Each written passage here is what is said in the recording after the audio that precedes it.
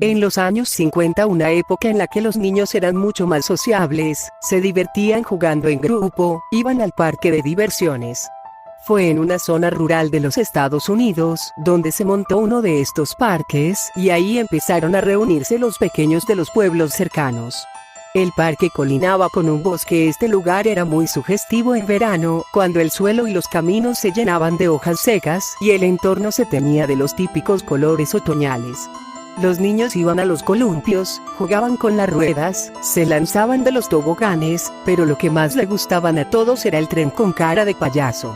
Apenas era un tren pequeño que partía despacio y aumentaba su velocidad poco a poco. Con un estrépito que daba alegría con solo escucharlo, en su recorrido el tren cruzaba una cueva bastante larga con forma de casa y que era como un túnel oscuro antes de que el tren saliera por el otro extremo con los niños que gritaban de alegría. Aquella era la estrella del parque, el tren con cara de payaso. Ahora el parque era un lugar en el que era muy difícil lastimarse e incluso con el tren nunca había pasado nada, aunque por supuesto el funcionamiento era bastante primitivo. De hecho, los gases que expulsaba la chimenea eran tóxicos, pero esto no era algo que importara la idea de seguridad que tenemos hoy en día. En aquel entonces era impensable. Aparte, el escape del tren no intoxicaba a nadie porque estaba al aire libre. El problema era que muchos niños frecuentaban casi a diario.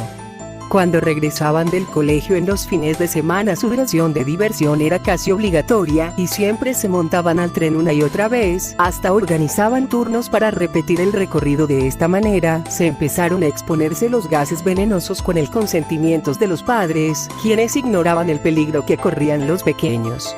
Todos se reían y se divertían, tanto los niños como los adultos se lo pasaban muy bien. Un mal día el tren se estropeó lleno de niños, con la chimenea echando humo. El tren se detuvo justamente dentro del túnel. Los chiquillos se veían y gritaban contentos ignorando lo que les esperaba. Además, ahí adentro estaba oscuro y pobre del cobarde que se le ocurriera escapar. Aquello era lo más emocionante, como cuando se va la luz en casa y uno es niño. Se rieron, hasta que la risa comenzó a apagarse lentamente.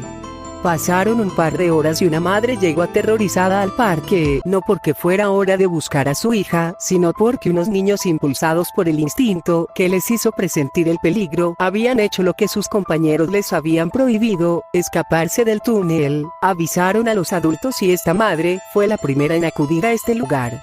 Trajeron linternas, pero cuando el primer hombre entró en la galería empezó a toser compulsivamente. En ese mismo instante el terror se apoderó de todos los adultos que estaban presentes, porque entendieron lo que había ocurrido. El gas de la chimenea del tren había asfixiado a los niños. Llegó la policía, que por fin pudo acercarse al tren. Los niños se habían quedado dormidos dentro del túnel, las caras lípidas pero con una expresión tranquila. El aire vespertino se llenó de llantos y gritos de dolor. En los años 90, después de estar abandonado durante casi 40 años, alguien decidió nombrar este parque Patrimonio del Estado. En esa ocasión, para celebrar el evento, como suelen hacer los americanos, reformaron todas las atracciones. Arreglaron los columpios, los toboganes, el carrusel y por supuesto volvieron a poner en función el tren con cara de payaso. Debería de ser un día de fiesta, pero se convirtió en una leyenda urbana que aún hoy en día sigue atemorizando a los habitantes de la región.